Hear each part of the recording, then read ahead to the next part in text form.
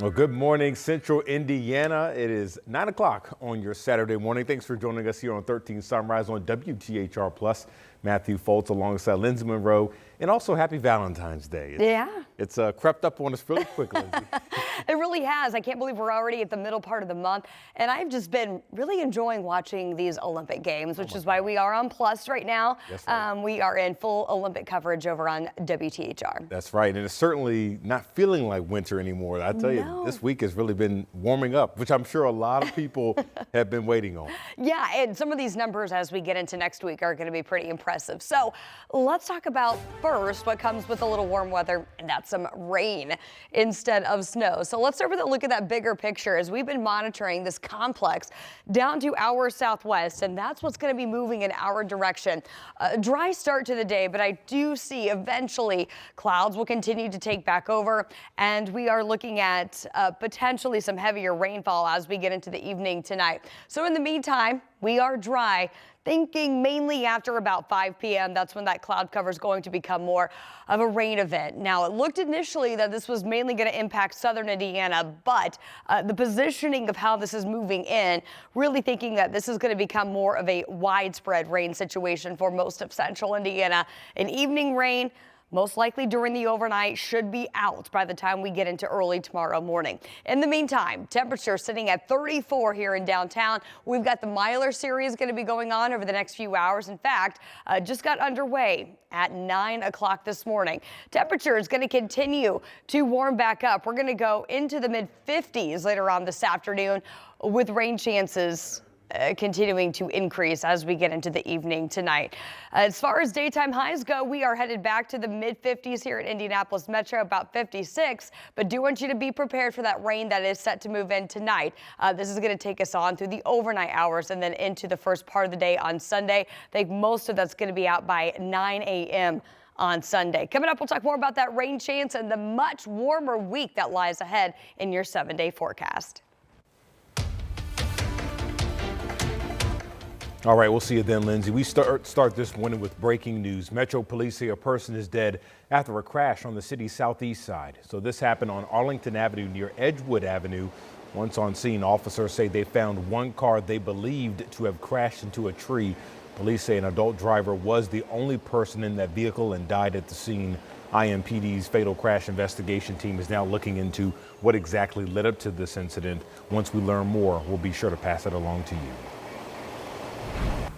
Also new this morning, Metro police say they have arrested 6 people at the Lugar Plaza in downtown Indy. IMPD releasing photos of the drugs they found at the scene yesterday. Out of the 6 people arrested, 4 were narcotic-related offenses and 2 were for warrants. Police say one person was arrested for allegedly using drugs. These arrests come 3 days after a mass overdose at Lugar Plaza sent 6 people to the hospital. No word yet on if these 2 incidents are connected.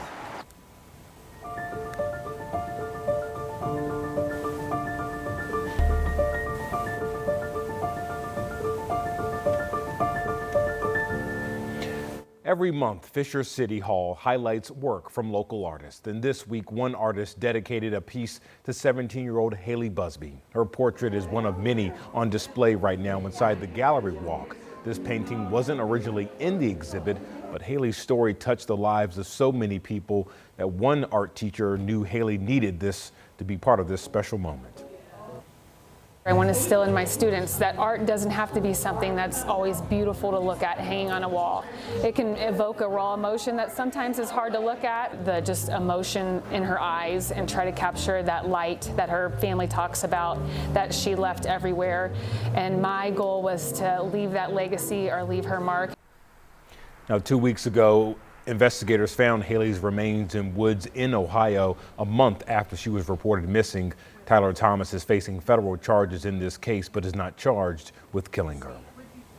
And we've put together a special report on the disappearance of Haley Busby. We look into the timeline of the case, how her family is using the tragedy to drive change at the State House, and how the community is coming together to remember and honor Haley.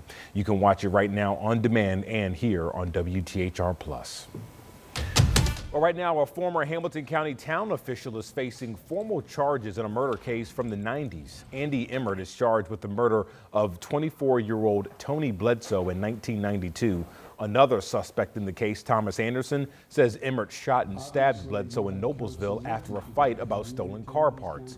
A tip later led investigators to Anderson. Police say he admitted to helping get rid of the body. Anderson is set to testify against Emmert as part of his plea deal. Emmert is set to go on trial this July. Anderson will be sentenced March 11th. Today, people are coming together on the city's east side in hopes to save a YMCA from shutting down. Last month, YMCA leaders announced they're closing the Randsburg YMCA on 10th and Shaylin on March 31st. So the Y says the move was because of funding challenges. Now the group Save the Randsburg YMCA is rallying today to try and save it. That rally is happening right now outside the Randsburg YMCA and will go until noon. The countdown to the 110th running of the Indy 500 is on. We are now 99 days away until the race day, and IMS is getting your engines ready with a party in Speedway. So people packed the Gallagher Pavilion for the annual sold-out party. This year's 500 will also be around the United States' 250th birthday, something that drivers and fans say they're excited about. If the Indy 500 wasn't already patriotic enough, it's just going to go up another level. So I'm excited. If you live in Indianapolis and you're not coming to the 500 or the track for any time in the month of May, you're crazy, because it's the best place to be. And this year, the Indy 500 will be on Sunday, May 24th. You can find tickets for race day and other month of May events right now at our website at WTHR.com.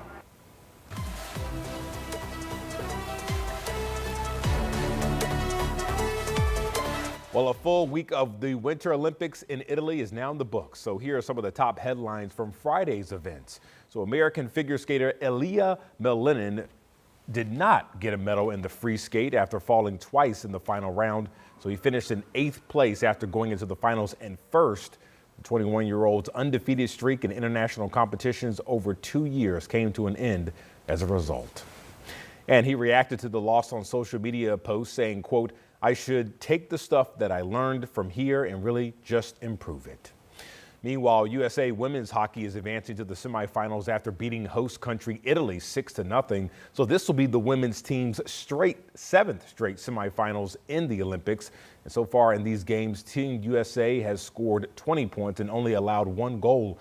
We don't know who they will be playing against, but the semifinals will be Monday evening. And Team USA did not add any medals to their total count, but they are still ranked among the top 3 countries in the count with 14. Norway and Italy are both at the top with 18 medals each.